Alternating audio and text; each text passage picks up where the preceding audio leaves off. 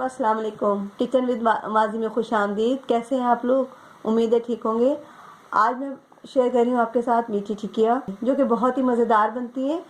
अगर आप मेरे बताए हुए मेथड को फॉलो करेंगे, आई एम श्योर आपकी मीठी टिकिया बहुत अच्छी बनकर तैयार होंगी। चलिए स्टार्ट करते हैं।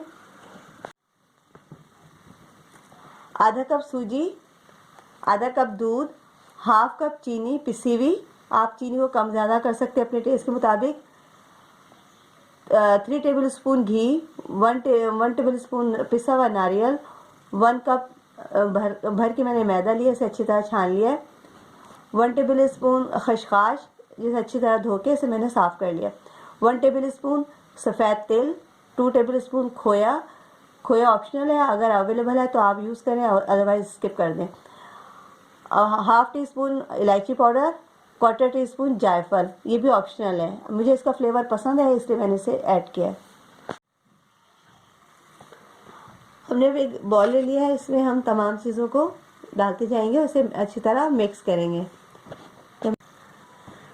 तमाम चीज़ें हमने इसमें ऐड कर दी हैं। अब हम इसमें घी ऐड करेंगे और इसे बहुत अच्छी तरह दोनों हाथों से मिक्स करेंगे।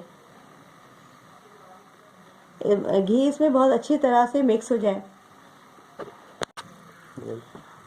अभी हमने इसमें दूध ऐड नहीं किया क्योंकि हम इसे घी को और तमाम चीज़ें हमने इसमें ऐड की हैं, इसे बहुत अच्छी तरह मिक्स करना है।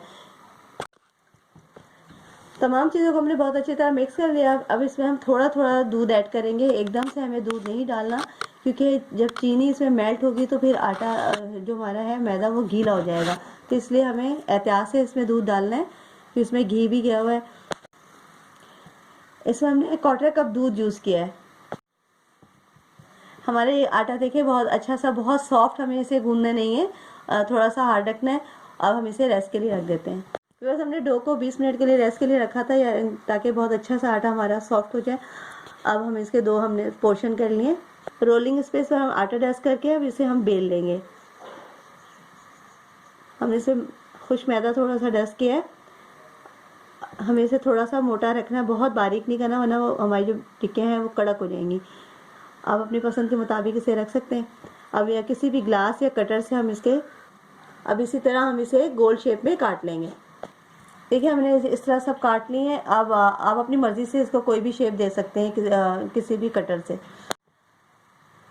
बस हमने पैन ले लिया है। पैन हमारा गर्म हो चुका है। इसमें मैंने 1 कप घी ऐड किया है। घी हमारा जैसे ही गर्म हो जाएगा, अब हम इसमें अपनी टिक्कियाँ फ्राई करेंगे। तमाम टिक्कियों को हमने इसी तरह बना के रख ली है एक साथ, और अब हमारा घी गर्म हो चुका है। अब हम इसे डीप फ्राई करेंगे मीडियम टू लो फ्लेम पर। अगर हमने इसका फ्लेम बहुत ज़्यादा हाई किया तो ये अंदर से कच्ची रह जाएंगी, ऊपर से ब्राउन हो जाएंगी।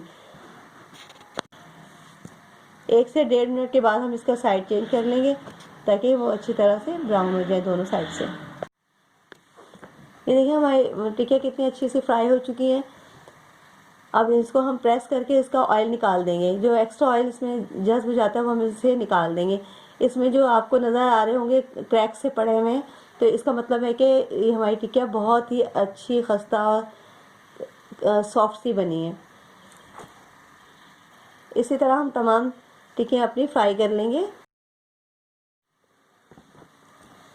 बस हमने टिक्कियों को फ्राई और डिश आउट कर लिया है। आप देखें कितनी खस्ता और कितनी मज़ेदार सॉफ्ट सी है। आप इसे ज़रूर बनाइएगा। इनका कलर कितना अच्छा गोल्डन है। इसे इवनिंग स्नैक में इस्तेमाल कर सकते हैं, और एयर टाइट जार में आप इसे रख के 1 हफ्ते तक आराम से यूज़ कर सकते हैं। अगर आपको मेरी रेसिपी पसंद आए तो मेरे चैनल को सब्सक्राइब करें और बेल आइकन को प्रेस करना मत भूलें। मिलते हैं मैं अपनी नई और मज़ेदार रेसिपी के साथ। जब तक के लिए अल्लाह हाफ़िज़, टेक केयर।